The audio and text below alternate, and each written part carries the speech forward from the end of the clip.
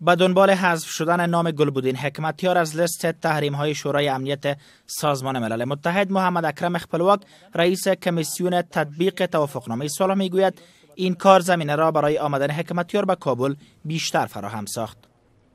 نن د موافقتنامې یو مهم بند چې هغه د افغانستان د اسلامي حزب او د دوی د محترم مشر باندې د امنیت شورا د تعزیرات موضوع چې الحمدلله رفع شوله.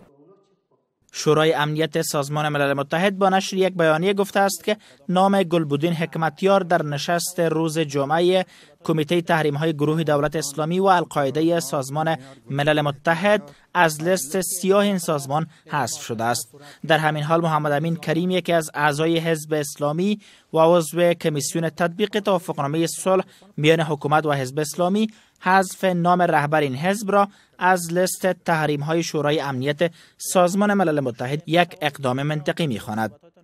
آزادی یک تعداد از زندانیان به خاطر از اینکه امکان نداره که امیر مجاهد حزب اسلامی افغانستان در شهر کابل تشریف بیارن و مادری باشه که دست بلند بکنه که پسر من هنوز در زندان است و شما در کابل تشریف آوردید. تخصیص دادن قطعات زمین برای برگشت مهاجرین و مسئله امنیتی را پیشتر وزیر فرمودن.